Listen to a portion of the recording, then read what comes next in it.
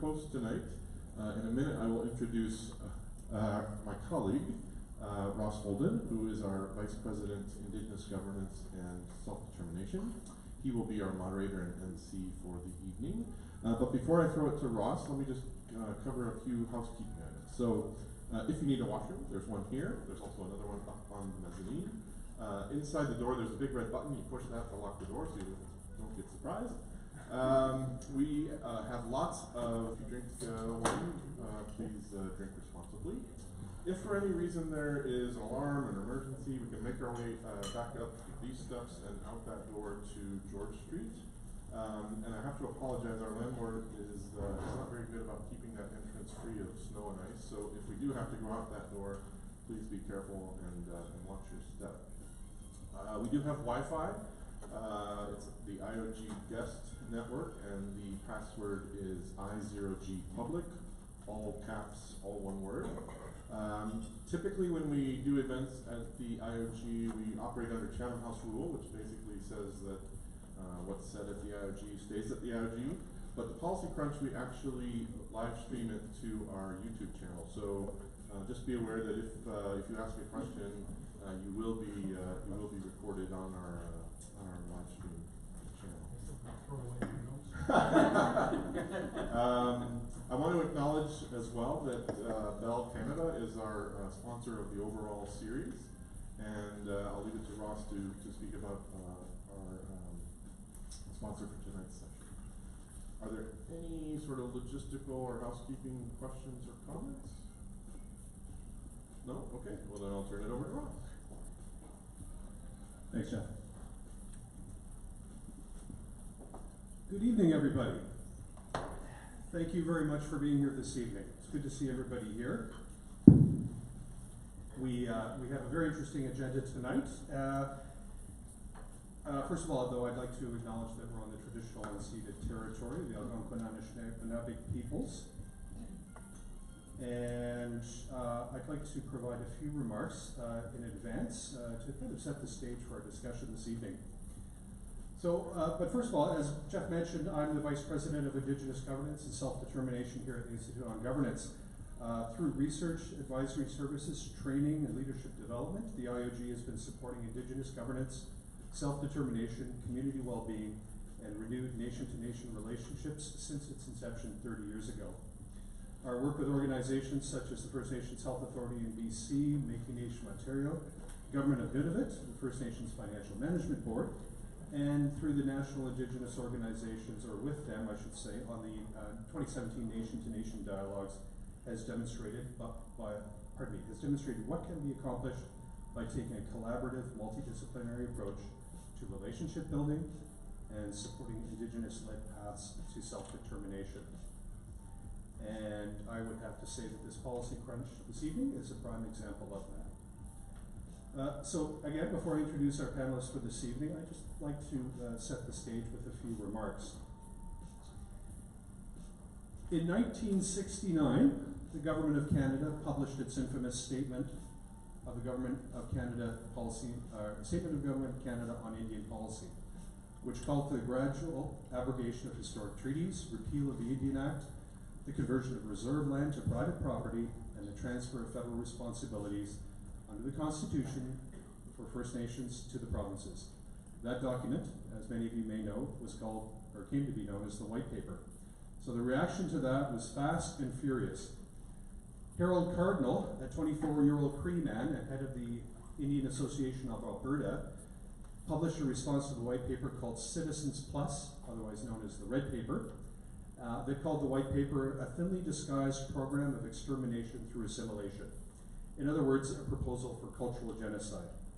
The Red Paper was quickly adopted as the National First Nations response to the new federal policy proposal. That reaction and subsequent court decisions forced the Government of Canada to rethink its approach to quote-unquote Indian policy.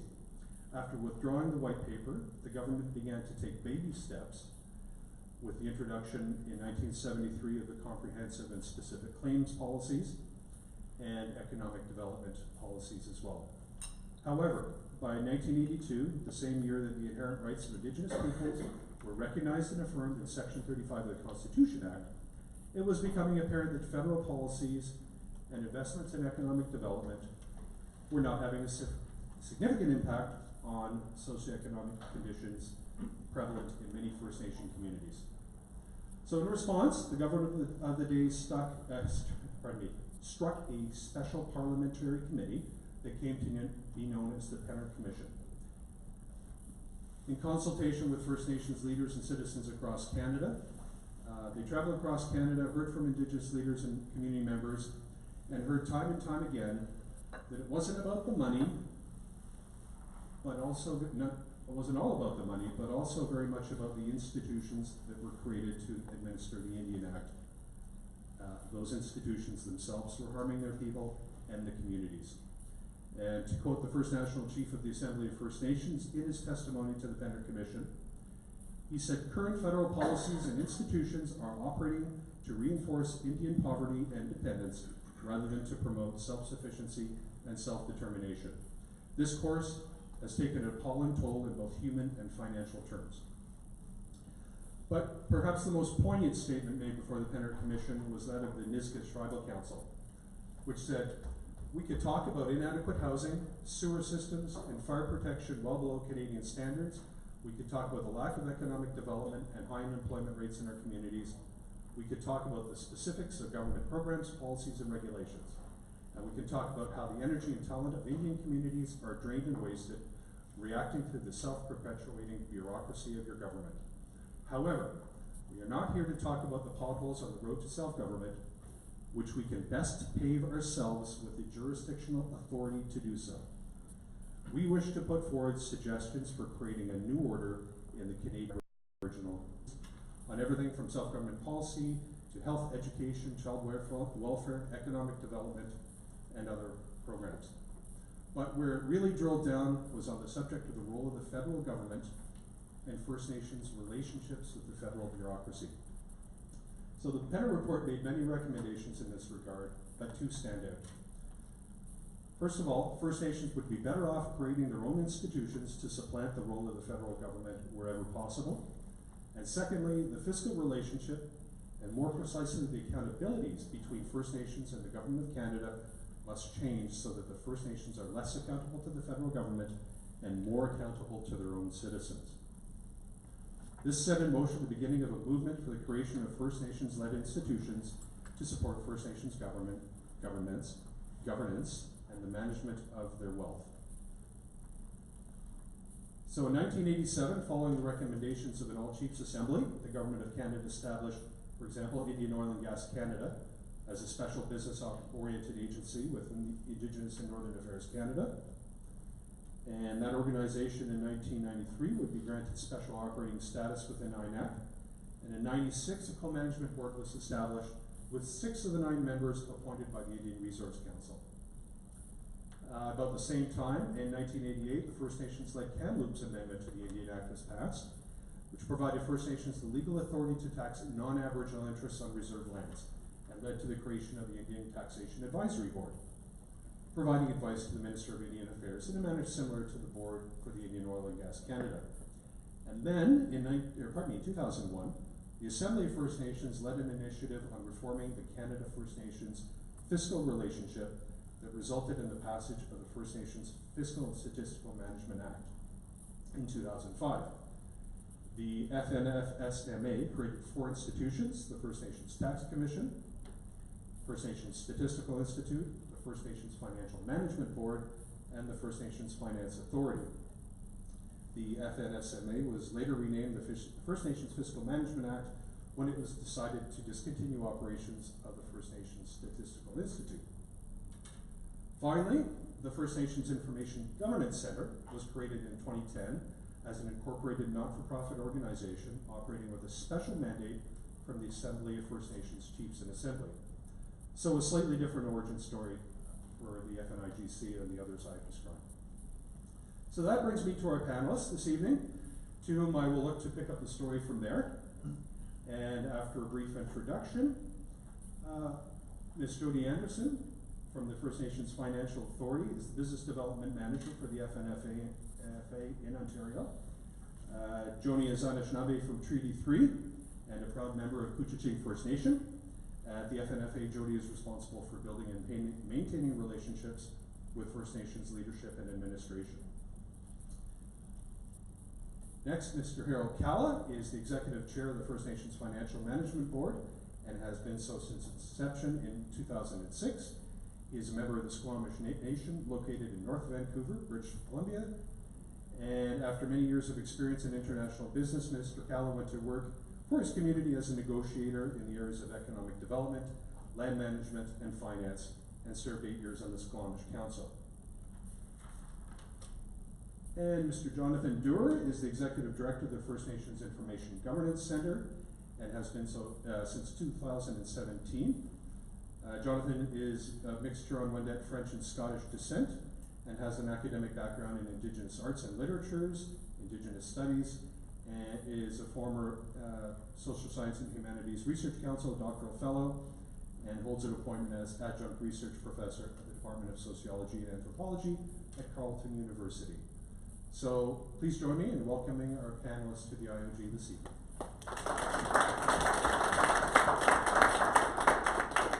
So I think we'd like to start with a round of introductions to the organizations that these folks are representing here this evening. And Jody, can we start with you?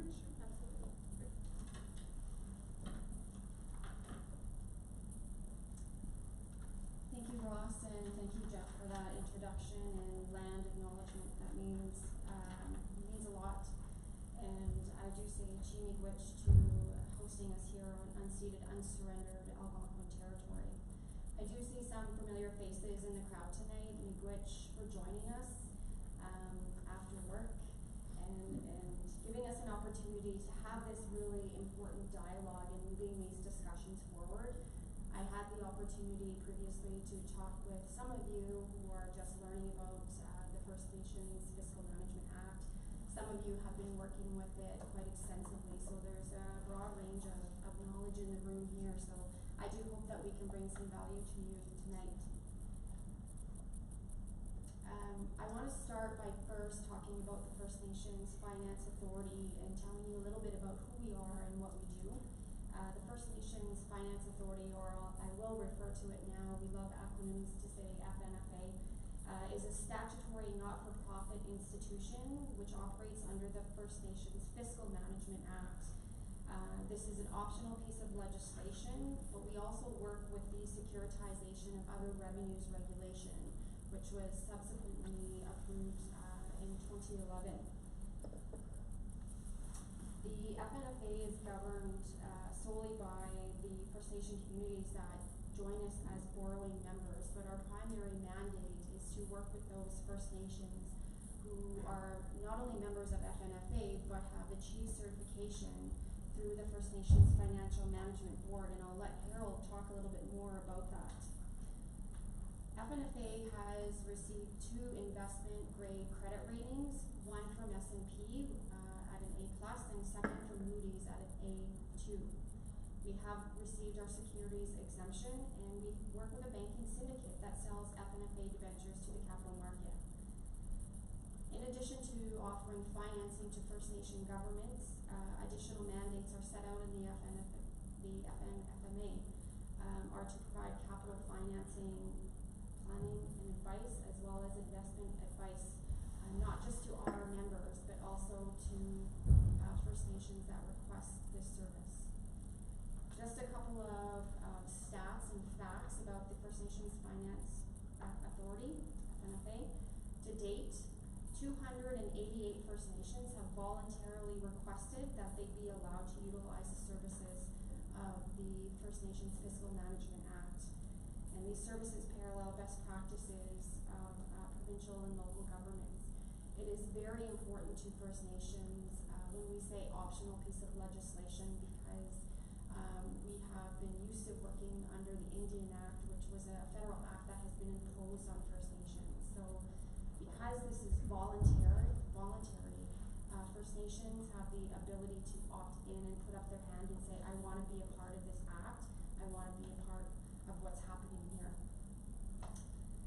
Currently, FNFA has 101 borrowing members, 60 of which have access accessed over $740 million in financing in long-term loans through the FNFA. Under the FNFA, we operate with two loan programs. One is the short-term bridge financing construction rate loan, and the second is longer-term financing, or debenture financing is what we call it. To date, we issued 6 debentures. Our first debenture was issued in 2014. We started with short-term financing in 2012. Our last debenture was October 2019, which we did $170 million in financing for First Nation governments, and we issued at a rate of 2.72%. And there was 22 First Nation who participated in that particular debenture. We are seeing significant growth right now, particularly in Eastern Canada. So to date, and as I mentioned, significant expansion. We started predominantly in the West, and we've been moving progressively east. We are now in 9 provinces and 1 territory across Canada. One of the reasons why I'm with the First Nations Finance Authority is because there has been such a high demand, specifically in Ontario and Eastern Canada. And so my background, I was working with AFOA Canada for approximately 13 years previous to that, so I'm well familiar with communities and financing and the capacity that's being built in these communities, but we need to address the client services and address the demand that's happening right now in Ontario. If we look at economic outputs and we use Stats Canada formula under FNFA financing, and because of FNFA financing, over 8,000 jobs have been created, and there's been an injection of over $1.5 billion into the Canadian economy. We're talking billions, which for the longest time, First Nations were talking about thousands of dollars, and then we moved into hundreds of thousands of dollars. Then we're talking about millions. We're now talking billions, which is extraordinary. And we're seeing more and more participation from communities. So it's an exciting time to be a part of FNFA. It's an exciting time to be a part of the First Nations Fiscal Management Act. And so I look forward to this discussion. I look forward to your questions, either during or after, and dialogue that extends outward. Be good.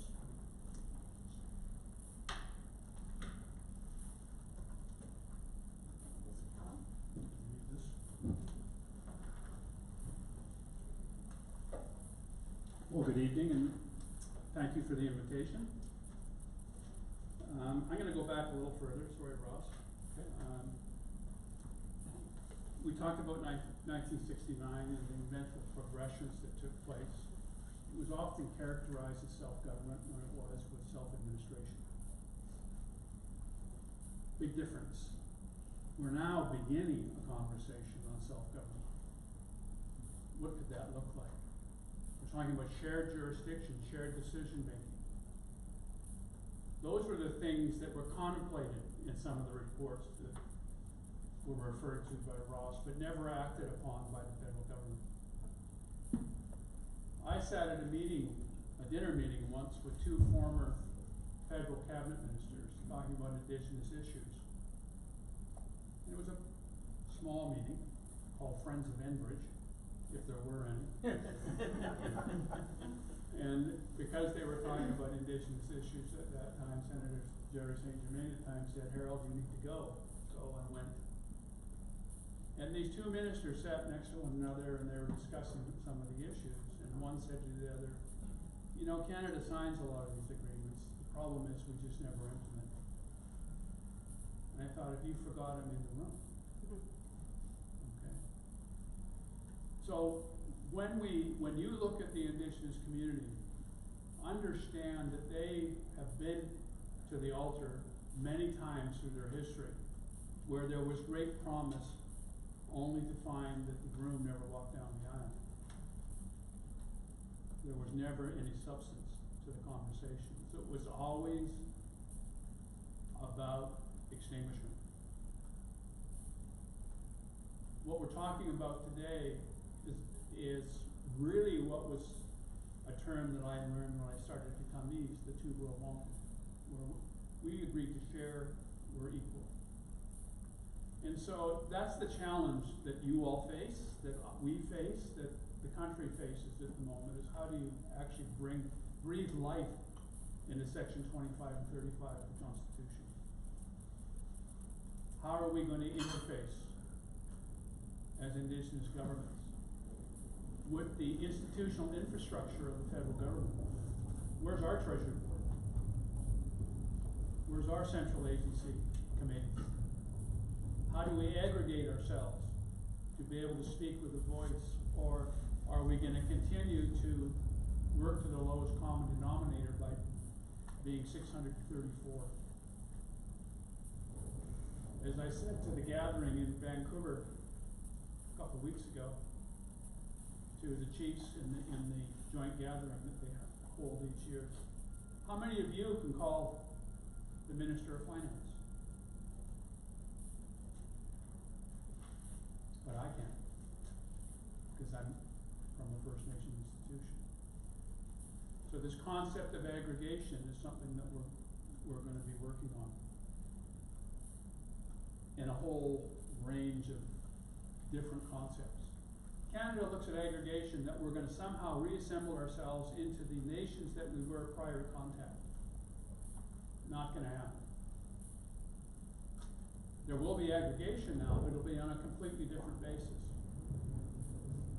It'll be like it happened in British Columbia with the First Nations Health Authority.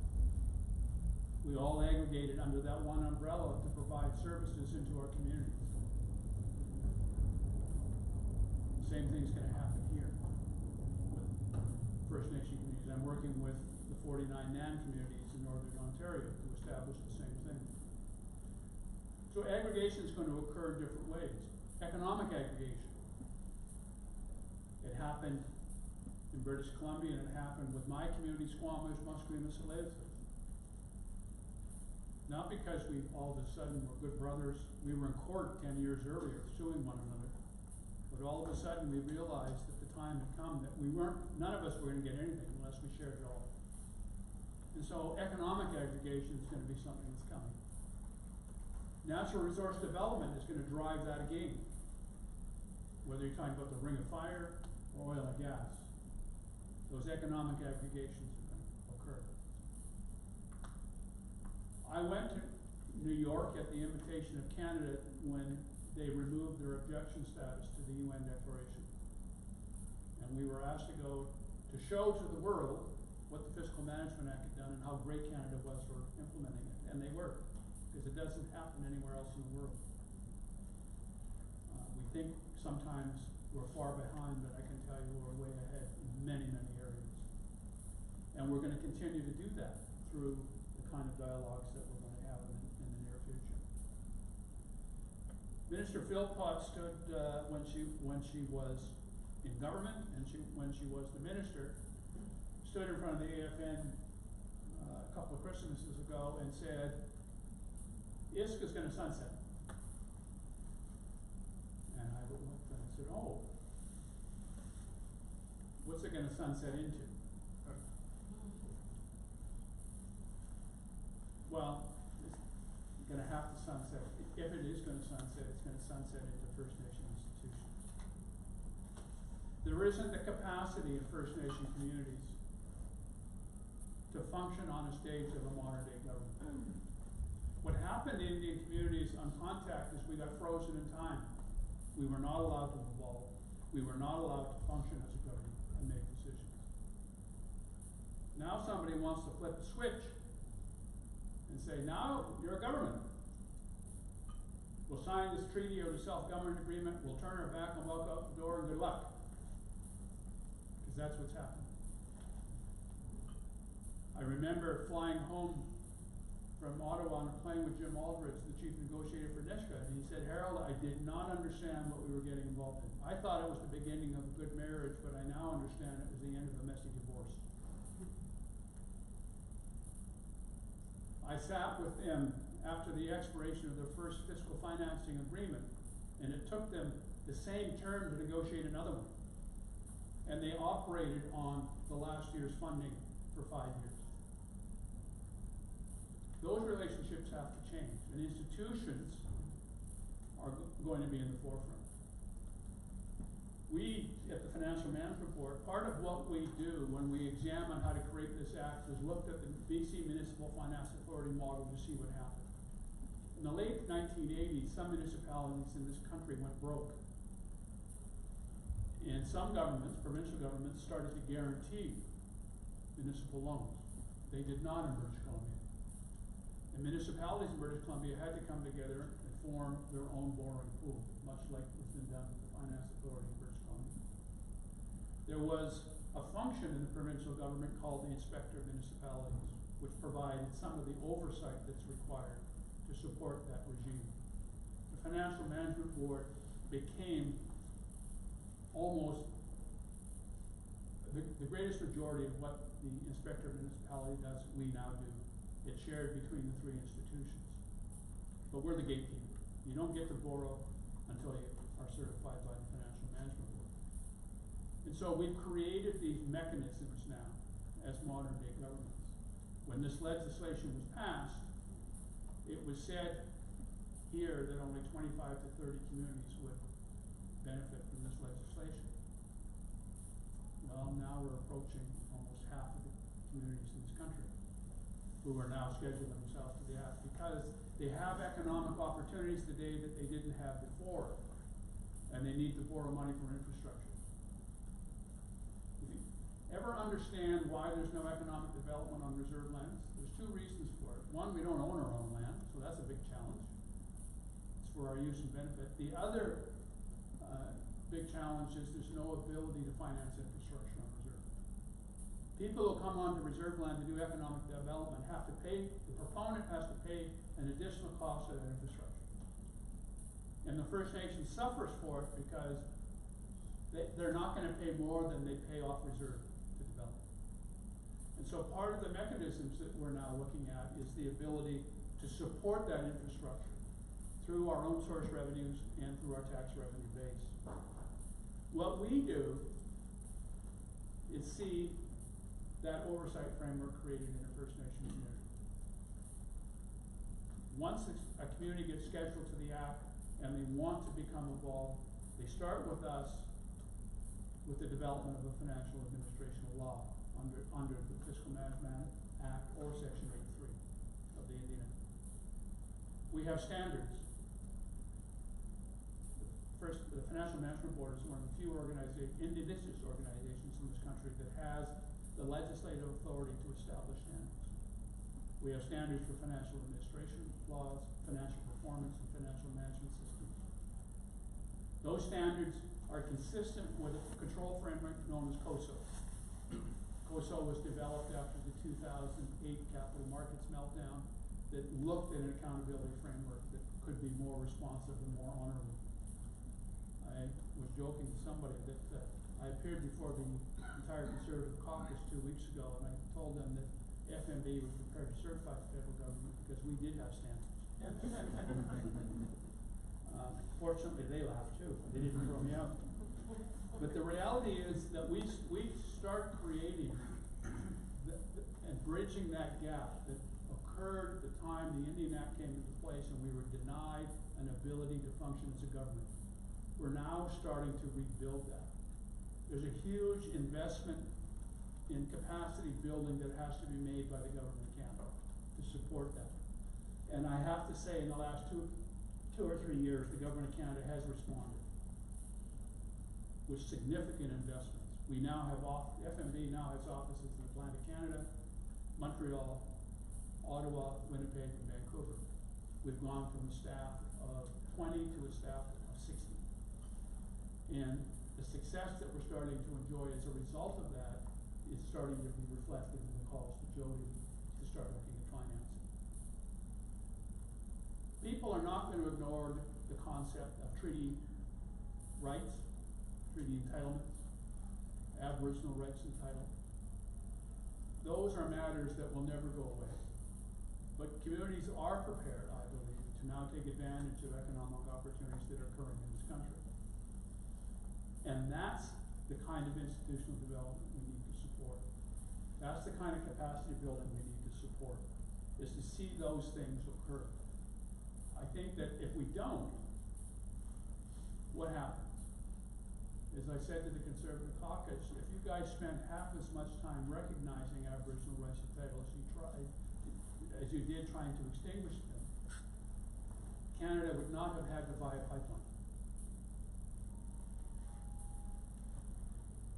And if the Canadian public isn't aware, and this subject isn't aware of the impact of a failure to recognize the need to address these issues, just look at the cost of the social net. Look at the lost economic development opportunity. I've had some very good fortune in my life to serve on the boards of CMHC, Fortis BC. I'm now on the board of Trans Mountain, so don't throw anything at me. But I've had those opportunities, and I've come to understand how the capital markets work and what we need to take advantage of the opportunities in this country. Whether we want to admit it or not, we are a resource-based extraction economy at this time. How we do that is going to be important.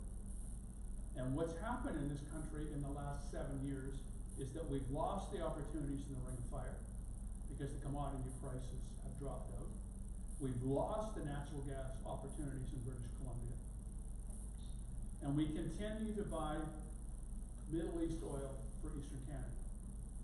We can't get our oil to tidal waters to realize a significant gain in the value of those exports. Would I love to get off fossil fuels? Absolutely. But first I want to get the coal dust that I have to breathe in North Vancouver done. I want to stop the coal coming up from Washington and Oregon and being shipped through Point Roberts because they can't get a permit in the United States to ship it. I have a boat on the North Shore in Vancouver at our Van Marina. It's in a boat shed. But I have to go down every 2 weeks and hose off the sulfur, the potash, and the coal. And we breathe that in the North Shore all the time. There's a lot of controversy now because of Coastal GasLink. And at the time that I served on Fortis BC was when the debate around Site C was occurring. And we had an analysis done that in order to replace natural gas in British Columbia with hydro, we'd have to flood 1/3 of the province. In other words, it's not possible. So when we talk about building capacity in institutional development, the kinds of things that I'm talking about is an initiative that the government supported in the creation of the First Nation Major Projects Coalition. That now has membership from Ontario to British Columbia, that allowed First Nation communities, some of whom were in third-party management, who were receiving 17 different requests for consultation in letters from proponents. How do they respond to a $40 billion project when they can't even manage a contribution agreement funding from the department? So this is the gap. Okay, so when we start talking about institutional development, and we will have a lot more to say about that, you can't function without access to capital. When I came home to my community to work, I worked in international business as an accountant, and I needed to borrow $250,000 for 30 days to meet a payroll at the end of the month because my community didn't know how to manage money. And I went to the bank to ask for the money, and he said, but we'll need the minister. And I jokingly said to him, I didn't think I was in a church. I realized at that point bankers do not have a sense of humor. He didn't laugh. But that started a whole process of understanding that First Nations governments don't have the same ability as other orders of government. We don't have the institutional framework to support us. And I think what we're going to be talking about is how you create the institutions and the frameworks that help you. The Stats Institute needs to come back. And we're going to talk about some of the other institutions shortly that will be needed to be able to support UNDRIC, to support the promises that were contained in the speeches that came from the Prime Minister about a new nation to nation and a new fiscal relationship. Thank you.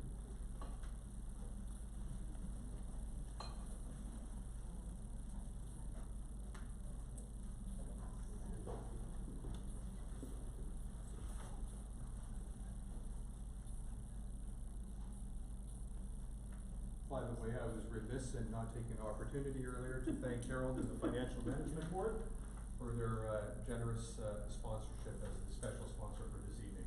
Thank you very much, Harold.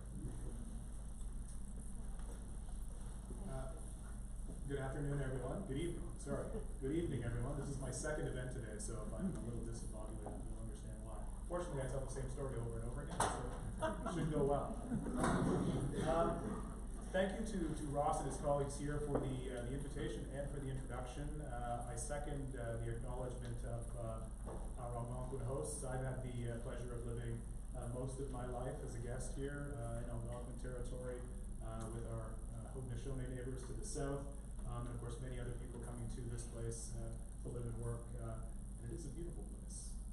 I'm going to tell you the briefest version of the story of what is now known as the First Nations Information Governance Center. It's a bit of a different story than what we heard about. We're not a creature of legislation, not of that legislation, and we do, I think, parallel work. We're operating in the space of doing best for First Nations across the country, and we have a very focused line of work that we're in. And so I'm going to take information gathering. Bad use of information. This is not just research, that is to say academic research, but obviously it's also the way federal governments, provincial territorial governments, and others have written extensively about First Nations data sovereignty. The word data is in there, the word sovereignty is in there. We need you to understand this as part of a larger question of First Nations sovereignty, and in this case, sovereignty around information that is owned by First Nations. So there is a collective interest in information. This is not something that Canada understands well, and is certainly not done well yet, legislatively or otherwise. So it's one of the fronts that we need to be putting considerable effort in as we talk about sustaining or standing up new First Nations institutions to do the kind of work that my colleagues are talking about. So again, there's a lot more information on these slides than I'm actually saying. I would direct you to our website or follow up with me and my colleagues. This is one slide on our history. If you know us, it's probably because of the acronym OCAP. Okay? That stands for Ownership, Control, Access, and Possession. I see some heads nodding in the room. That's always a good sign.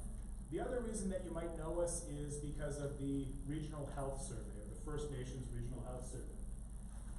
Those two elements developed around the same time and for essentially the same reason. Coming out of that legacy of misuse and distrust around information, Canada chose to leave First Nations out of 3 major Canadian population surveys in the mid to late 1990s. This was a huge issue for First Nations who historically, and at that time, faced a dearth of information. So without good information, very difficult to make good decisions. So to be left out of instruments, even if instruments that we acknowledged were deeply flawed, to be left out was a huge challenge. And to their credit, First Nations leadership, and that's both the formal leadership and the thought leadership of the day, turned that challenge into an opportunity and applied the pressure to develop what was then a pilot for what was hoped for, a longitudinal health survey, and what became what we now know of as the Regional Health Survey. In the first roughly 12 years, that work was overseen by a network of people across the country, representing the 10 First Nations regions across the country as a national steering committee. And then in 2010, the First Nations Information Governance Center was stood up as a standalone organization to do this work. We are still governed from those 10 First Nations regions. So that is, the easiest way to describe that is, each of those 10 regions has its own political process. That political process identifies an organization that is then appointed, and I think that's a very important point. Everything we do is guided by those OCAP principles.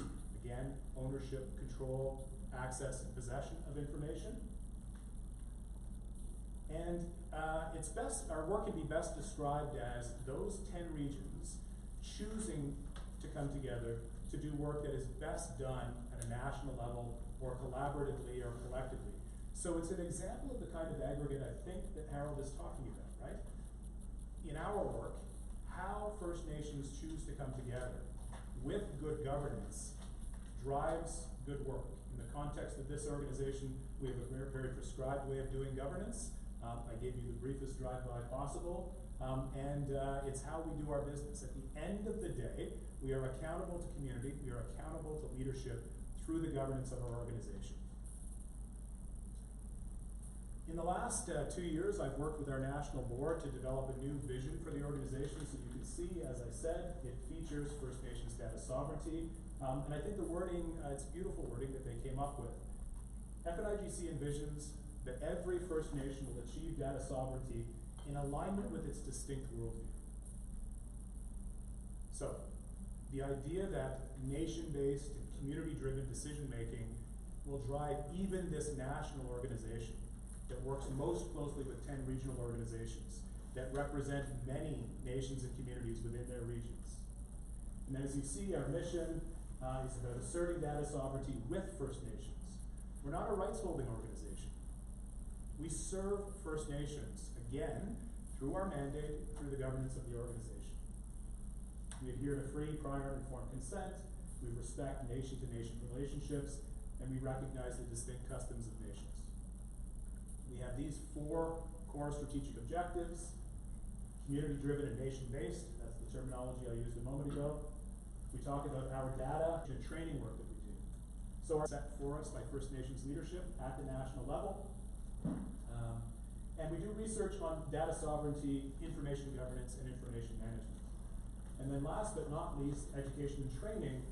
Education and training on First Nations data sovereignty, on information governance and management, and of course, those OCAP principles. Some of you in the room may have taken our online OCAP course, and we encourage those of you who haven't to find it on the website or contact me. It's a great place to start. And we are currently looking at better ways of informing people about those important principles, and of course others under the broader concept of First Nations data sovereignty. So the principles of OCAP then acknowledges and respects that the right of First Nations self-determination includes the jurisdiction to make decisions about research and information gathering in First Nations communities. And again, I could spend a lot of time on this, and in another forum I would, but in the interest of telling you a quick story, I'm going to move on. I very quickly want to highlight these last 2 elements.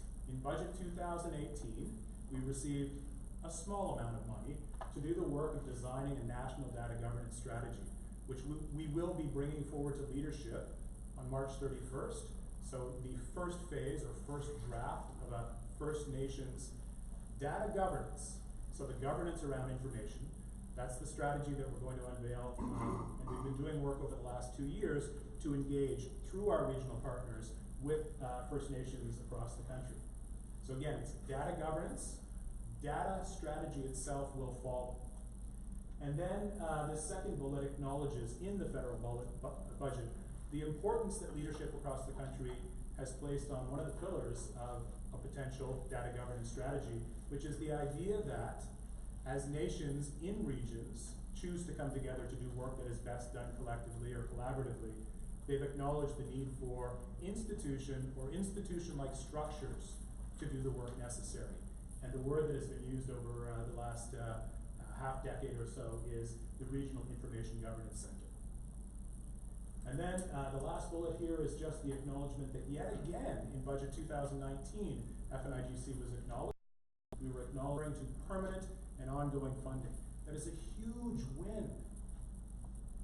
And we are indebted to the work of First Nations leadership over many decades, but especially in the last handful of years working with this government to advance these priorities. So the Regional Health Survey, permanent and ongoing funding, and then the Survey on Indigenous Peoples, which funds our other national survey, and also Statistics Canada's Aboriginal People Survey, has also received permanent and ongoing funding. So this is very important. It doesn't mean that FNIGC is all things information, all things statistics, all things demographic research, but we are playing our important role within that space, and we are part of the picture, hopefully bringing some of the best thinking to the tables necessary to advance the idea of the institutions that will replace Indigenous Services Canada and other federal departments and agencies if the government is true to its word. And so with that, I thank you. Thank you very much, Jonathan, and thank you, Jody and Harold as well. I'd just like to remind ask the panelists and anybody who will be asking any questions to try to keep the microphone closer. I know everybody can hear even when I talk like this. It's just for the live streaming to make sure that the audio is captured for that. So thank you very much. So let's take a bit of a pause in the presentations, and does anyone have any questions or any comments at this point for the panelists? No? No. Okay. So I have questions for the panelists.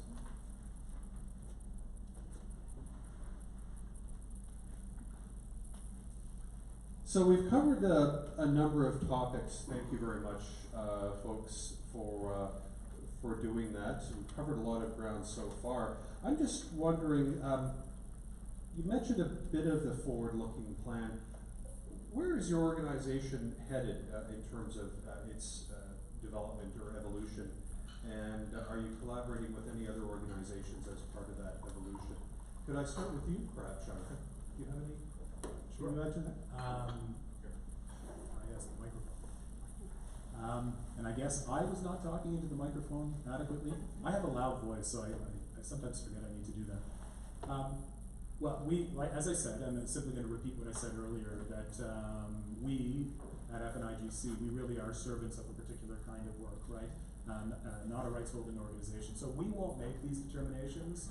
We will play our apolitical and technical role to help the conversation move forward and acknowledge the necessity for the current lines of business that we carry to continue.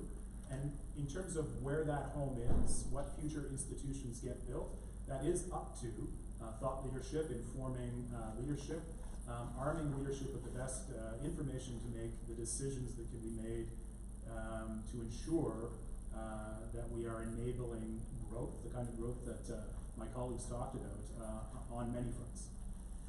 Thank you. Yeah, thank you. We're looking to get memorandums to cabinet before the summer for a Stats Institute and an infrastructure institution. We expect to get all party support for those in letters that will be given to the ministers responsible. I think that, we talk about data, it's almost more valuable money, but as an accountant, I'll never admit that. But you need to have data. You can't sit down at a table around fiscal relations without data. What are the well-being indexes going to be? How do you measure those kinds of things? I think from our perspective, we also see the need for us to move into government business enterprises, NPOs for First Nations. They're now comprising a much larger component of their overall financial affairs than our contribution agreements from the department for many First Nations. So I think that's what we look and see to the future. We would like to see how do you implement under it. It's a big issue that has to be dealt with. It's an issue that's frightening away capital at the moment. So we're trying to do those things in terms of development and evolution. We're working with the 3 institutions. We're working with the Lands Board. We're working with the AFN at their fiscal tables to do with some of those issues. What we're finding with the communities that we deal with is the concept of certification and standards is now being embraced in Indigenous communities like I wouldn't have anticipated. Thank you. At the FNFA, we believe that we're certainly on the right path, and as previously mentioned, we are in growth mode. And one of the things that the Fiscal Management Act allows us to have regulation-making powers. So we're currently working with CERNA to develop legal language of expanding our membership. So currently we are only allowed to work with Indian Act bands. And so we're looking to evolve and enhance that membership by being inclusive to self-governing bands. These governments want access to capital as well, modern day treaty governments and so on and so forth, but as Harold mentioned, not-for-profit authorities such as health, water, housing authorities, bringing them into our membership, and what does that look like? What does a certification mechanism look like when we're doing that? Tribal councils as well. And I think that will allow us to better fulfill what we're trying to achieve right across the country. One of the other things that we need to look at and enhance is the amount of financing that can be accessed. Currently, right now, FNFA has what's called a loan concentration, so we're only able to finance and work with communities up to approximately 11% of our total borrowing pool. And so what we're now seeing, as mentioned by my colleagues earlier, is that there are significant opportunities across Canada that First Nations want to hop into and be a part of today. And so how do we find adequate access today without having to wait too much longer? So we're having to evolve our model to accommodate those asks, and I'm talking about asks beyond $1-2 million, beyond $50-60 million, but we're now seeing $500 million asks because First Nations are very serious about becoming partners in large infrastructure projects. So having the ability to work with those First Nations and adequately serve them is something that we're currently looking at. Also, with the growth and with the number of First Nations coming on board under the Fiscal Management Act, we're growing as an institution. So ensuring that we have people on the ground to service those communities in the manner and the speed that they wish to move is also very important to us. Thank you very much, Joey. And I just wanted to remind folks that any time anyone wants to jump in with a question, please just raise your hand. And there we go, we have it right now. Thanks, Alex. Good evening, everyone. Thank you very much for your comments when you started your presentations. It was very insightful. I'm drawn to one of the comments you made, Mr. Cala, about aggregations and institutions that are created or will be created that will be Indigenous-led. Given the makeup that we have in Canada, the diversity both in nations, but also we have territories that are organized a different way than the southern provinces. We have also very divergent views in provinces. I'd like you guys to expand maybe or give us some of your views on how you see institutions developing themselves, whether it be in regional models or at a national level, and if you want to ponder on that, because I know that it's such a complicated subject, but given the structures we have right now, what are your views about the areas we could see some progress in? Thank you. Anyone want to go for? Yeah. Okay, there we go. I'll give you the $20 later for the question. I think that from the Fiscal Management Act institution's perspective, we believe that the services that we offer are beyond just financing. It's an awareness of how you manage debt, how you manage risk. What we see is the challenge that small communities, one of the legacies of the Indian Act and the burden of the federal government is they created 634 or 5 or however many entities. And many of the communities are simply not big enough, have enough financial resources or critical mass to support what's necessary to be able to participate at a level that they need to be able to participate in to make free, prior, informed consent decisions. So a First Nation service delivery entity, shared services, and not Phoenix, needs to be developed.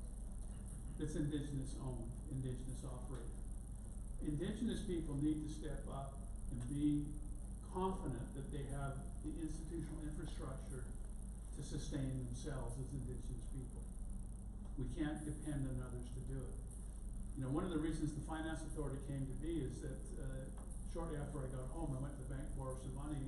Bank of Montreal woke up and realized that Ron Jameson did such a great job that the Indigenous community now represented 1/30 of the entire block of business of the Bank of Montreal. And they said, whoa. Risk managers in Toronto said, that's it, till we figure this out.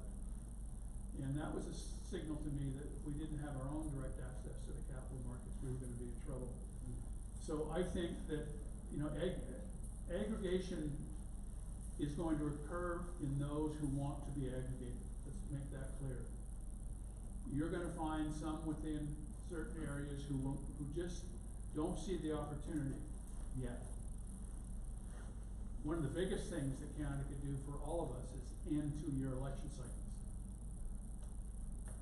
You never stop campaigning. There are regime changes left to right. It's hard to believe it can go on. All we need to do is look south of the border to see what the potential of that is. So we need stability in our political systems. I think that's going to be important. But we have to be prepared. And this is where CERNA and NIST are going to be around for a long time, is to allow those communities who are willing to move forward to be able to move forward. And those who don't want to move forward are going to be left with the status quo. There was a resolution passed at the time that the FMA was passed. I think it was in Charlottetown, because most in this country, it was only the East and West Coast that supported the FMA. Everybody else said that we were traitors. We were going down the slippery slope of taxation. And what we agreed at that meeting, and I was at the breakfast meeting where the agreement was made, is the AFN would not prevent anybody from moving forward as long as those who didn't want to move forward were not impacted. That's how we got the scheduling in the FMA legislation. I think we're going to have to follow the same path here. And so aggregations are not going to be necessarily defined by geography. They're going to be defined by, in some cases, services, in some cases, economic objectives, in some cases, a desire to advance what self-government will look like under it. Okay? So I think that as much as we would all like to see 634 First Nations get on the same path, how many municipalities in the province of Ontario are on the same path? You know, one of the realities is that we can't expect Indigenous governments to adhere to a standard that the non-Indigenous community can't adhere to themselves. Would you like to add something to that, Dave, or Tom? I would simply add that so you made reference to Minister Bennett acknowledging in front of the Chiefs in Assembly that ISK would sunset, and I think I was working at Van Eynack at the time, and so my ears, of course, perked up when I heard that. And again, the language that she used was Indigenous institutions, and so I think we do need to unpack that. This government has used the language of, you know, distinction-based approaches, and there is a necessity to think that way. I can only speak well from the perspective of my career, and most recently with the First Nations Information Governance Center, where I'm literally paid to champion OCAP, something I've been doing for 30 years as a researcher myself. I know I only look 25, but you know, our Inuit and Métis colleagues don't use OCAP. They didn't develop it. First Nations developed it with First Nations for First Nations. And while we have talked over the last 20 plus years about OCAP and how OCAP might be translatable or transferable to Métis interests, to Inuit interests, OCAP is a First Nations thing. And so if OCAP is a set of principles that can help drive good governance, the best governance over information, then Inuit and Métis may choose to do something very different. Sovereignty is not a word that Inuit and Métis use in the same way, if they use it at all. So there is a need to think about the history of these distinct peoples, and then of course the incredible diversity across and within First Nations particularly, but also in Inuit and Métis. So this is going to be a sticky business of if Indigenous Services Canada really does wind down to be replaced, program services, and then an entity or entities to deal with all of the administrative data and all of the other information that is going to need to be collected and held and worked to ensure that good decisions are made across the board. It is going to be a complicated beast, and we hope to help inform those conversations, but I acknowledge again that I won't be making the decisions, but it'll be a hell of a ride. Thank you, Jonathan. While you have the mic, I can't resist. The statistical institution has come up a couple of times now. Are you able to comment on anyone's roles and responsibilities, or what might be going on there? I briefly alluded to the demise of the First Nations Statistical Institute. Can you provide any sort of background on how things might work out differently? Well, my biggest contribution will be to hand it back to Harold. So we are, we're certainly not driving that conversation, right? In my career, young though it still is relatively, I remember the conversations in the late 1990s that saw the development of OCAP and what is now the First Nations Information Governance Center.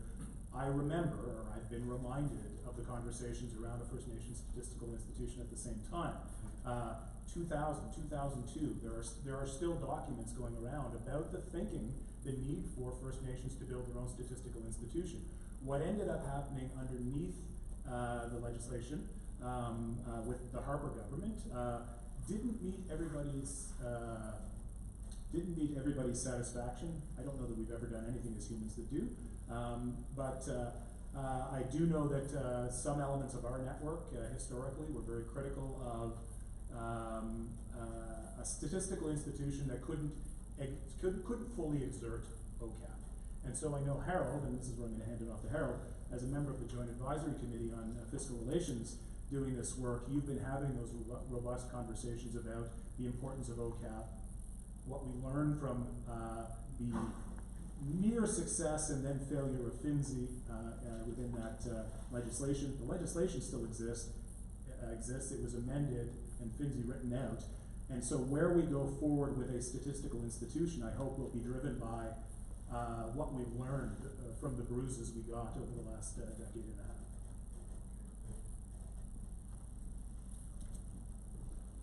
The challenge that we faced and continue to face is nobody wants to hear the story. It's not a pretty story. You don't want to have data to confirm an ugly story. It's not a politically good thing to do. And I think that's been a fundamental problem on all of this stuff. I remember Minister Morneau coming to Vancouver right after they were elected the first time, and he met with Manny Gould's, Ernie and I. And Manny, in his typical fashion, walked into the room to Morneau and said, well, we want to see if all this talk that the Prime Minister has is real. And Morneau was pretty quick on his feet. He said, well, Manny, what would make it real?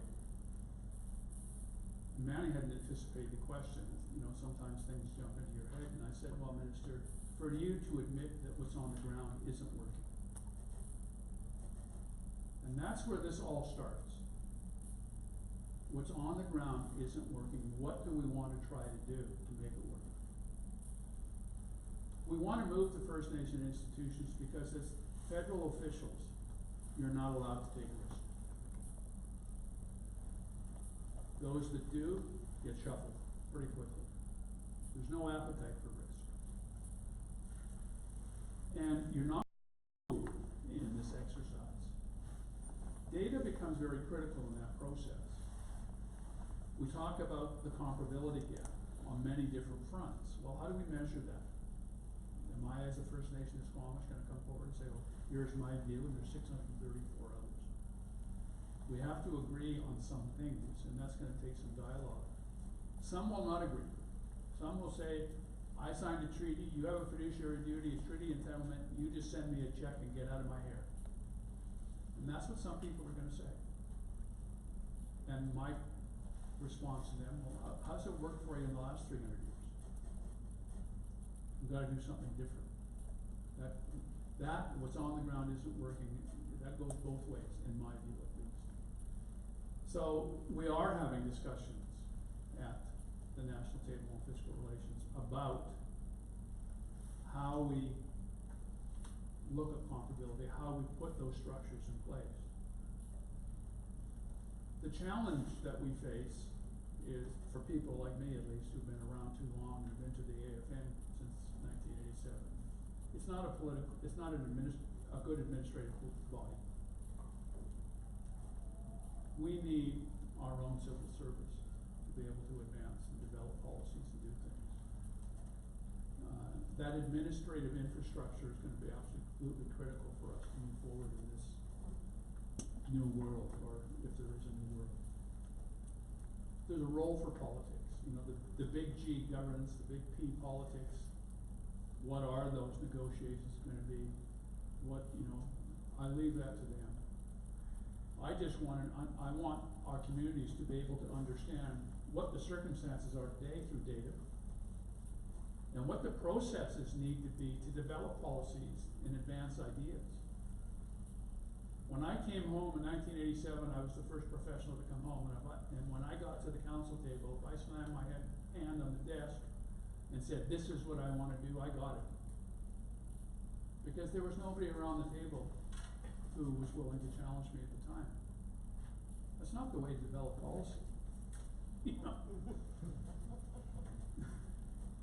You need to have debate, you need to have these kinds of conversations, and I think that's where we have to go. And so reliance on information is going to be absolutely critical.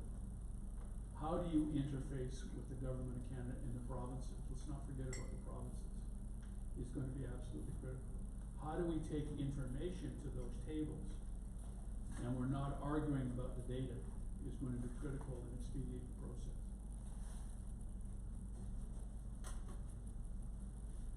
Thank you, Mayor. Jody, you're okay for now? Yes, sir. Okay, any questions at this point? Hi. I'm just curious, you guys have described as sort of a development from different angles. One was legislative, and one seems more grassroots. And I'm wondering, Mr. Cala, you mentioned an institutional framework. And I'm wondering if you could speak to what some of your ideas are on such a framework, and how things like grassroots or legislative could possibly fit into that vision or not.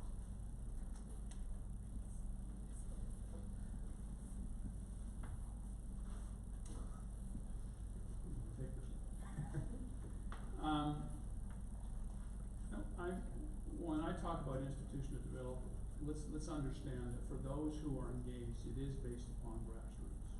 It's based upon the membership of those communities and those chiefs and council. You know, I worked on the Land Management Act, the Fiscal Management Act, the First Nation Commercial Industrial Development Act, and the Oil and Gas Money Management Act. We had advisory panels across the country, representative of First Nations, that spoke to the community. So those were it was grassroots from that perspective. Was it grassroots for 634 First Nations in the country? No. And I think, as much as I would like to see that, it's a threshold I don't know that we'll ever achieve. We end up with the lowest common denominator at that point, perhaps, and that's the fear. Many communities are going to the Finance Authority to borrow money, who condemned us in Ontario at the time, because they didn't see opportunity at that time. As Canada's policies evolve, and we look at self-government, and we look at transitioning to a new relationship, opportunity is going to come their way that will hopefully change their mind about the kind of things that we're proposing. My worry is that we believe at times that we're going to be able to regain the lifestyle that we enjoyed pre-contact. I don't know how we do that. We always jokingly say, well, we're not going anywhere, you're not going anywhere. Well, you now represent 95%, we represent 5%. So how do we kind of get that reality in place? So I think that it will always come from individuals in the community. And what drives this, more importantly, is the need to deal with the social challenges our communities face. And to give you an example of the work that we do and the challenges that we face in trying to do that work, we wanted to go to a community in Manitoba and have a meeting with them regarding the financial management system certification. That meeting got postponed because the community was out searching for a 15-year-old boy that they found who committed suicide. So what brings us together to a certain extent is the need to deal with those harsh issues that we face in our communities. You can't build a healthy community on the back of welfare, shelter, or allowance. You need to build economies, and you need to provide opportunities. There's been some tremendous investments by Canada in education, and it's working. But our communities can't afford to bring their own people back and give them jobs. And so everybody else is benefiting from those initiatives, not the individuals in our communities. That's why concepts like shared services, so that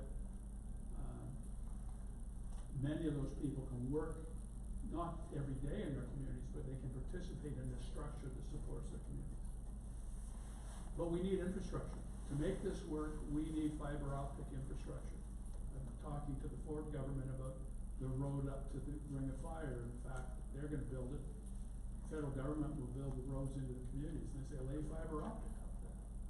Part of the discussions I'm having with Ontario and the NAN communities on new health transfer arrangements is an inability to achieve certain objectives because they don't have high-speed technology.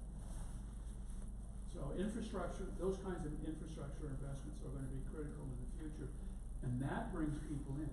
Because what people want to see is that they're tired of hearing Harold talk. Okay. They want to see how my child is going to be better off, how my community is going to be better off, how I'm going to have clean drinking water, how I'm going to have food. That's what they want to see. They don't want to listen to all of this highfalutin stuff. And until we demonstrate that to them with some of these initiatives, like borrowing money from our fine young lady over here who just has buckets full of it. But until we do those kinds of things and make a real impact on the ground, you know, one of the chiefs from Manitoba said to the national chief when he was talking about all the money that Canada has put into the Aboriginal movement in the last two budgets, he said, but I don't see any of them. Okay, so being able to see it in the communities will instill this confidence in going down this path. There is a pessimism in our communities because they don't see that success. For communities like Squamish and some of the more affluent communities who have own source revenue, it's a different kettle of fish. But I look at Opaskwayak Cree Nation as an example, who's now, I don't know how many $1 billion a year they are now, but they were in third-party management 4 or 5 years ago. Fisher River, Lake St. Martin, who was flooded out for 8 years, are now moved back into their communities because Minister Bennett and the department said, we'll invest in an alternative to the existing default management program. Community saw the immediate benefit to that, and then they got on side. If we want them on side, we have to be able to demonstrate immediate benefits to them.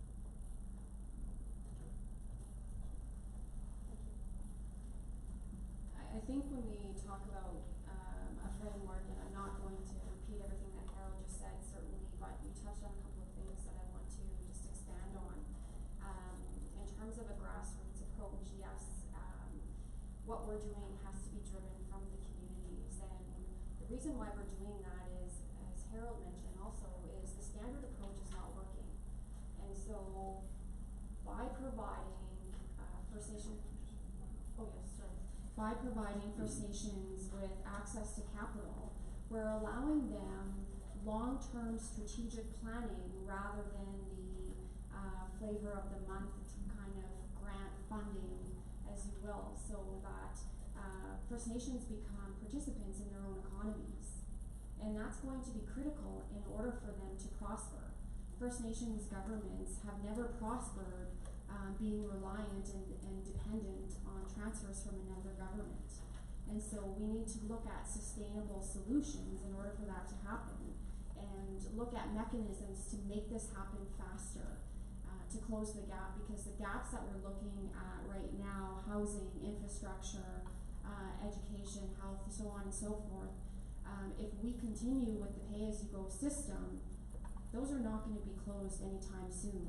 So this needs to be a collaborative approach, not just with First Nation communities, but it needs to be a collaborative approach with provincial governments, federal governments, and the private industry as well, in order to address these concerns. She's not bragging, and she should be.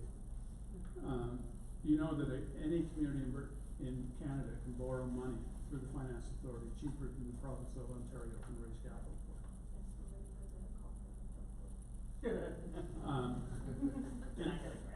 Well, and that's, I think, a really big thing for people to understand. In many cases, the economic opportunities before our First Nations, when they go to the capital markets, and venture capital markets in particular, they want all of the profit. There's no interest in First Nations in moving forward, because they're not able to borrow as an order of government. And it's one of the things that we've impressed upon the Minister and the Deputy Minister of Finance. If Canada wants to reconcile, then they're going to have to step forward with their balance sheet and, under the framework of the FMA, guarantee debt.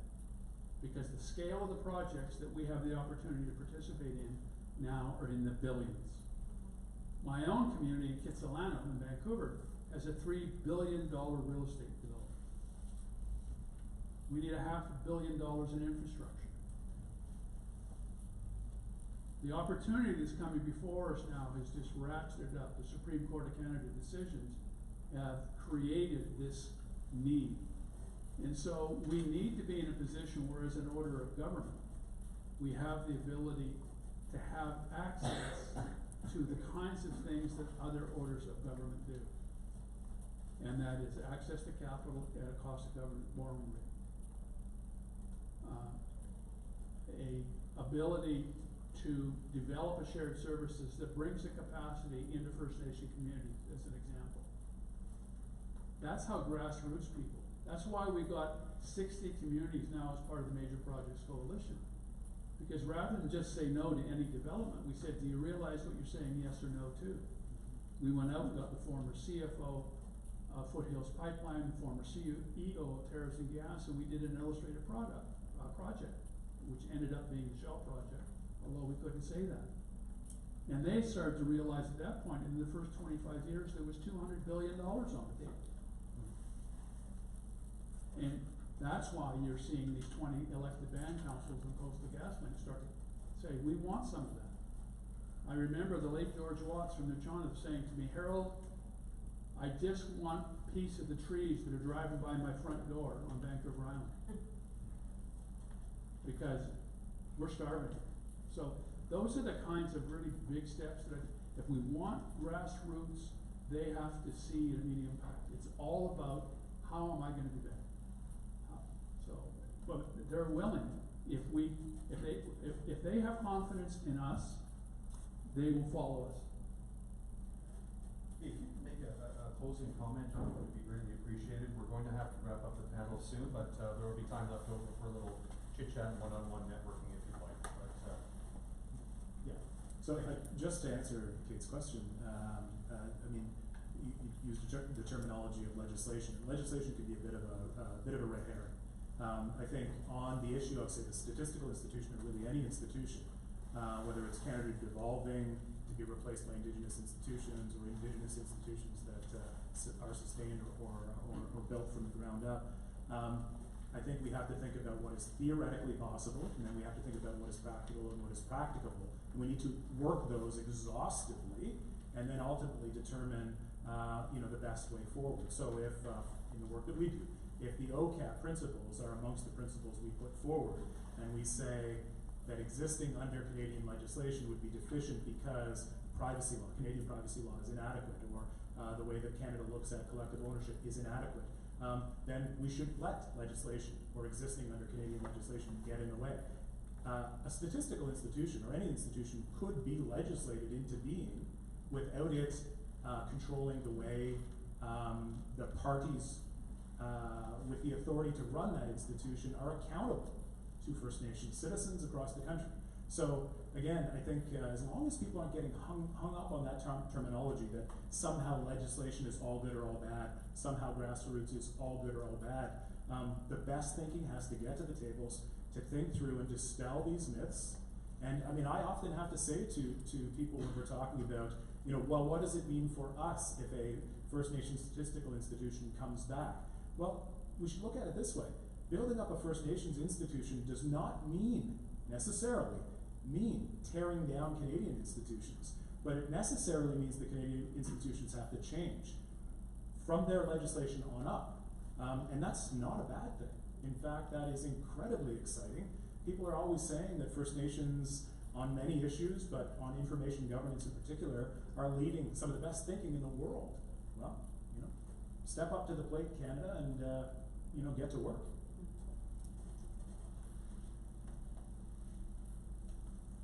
Thank you very much.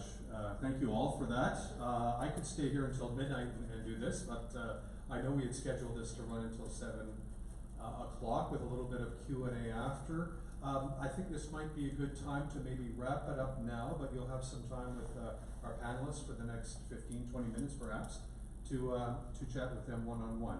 So on that note, I'd like to thank everybody here, the panelists, and everybody here for being this evening, but especially the panelists, Jody, Harold, and Jonathan for being with us. Thank you very much.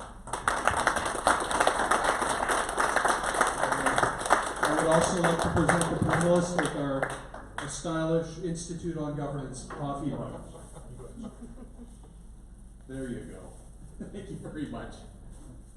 And you don't leave the plastic on. Thank you very much. Yeah? Yeah, just quick. So thank you again. Thank you, Ross. Thank you, panelists. If you enjoyed this evening, we hope to see you back next month.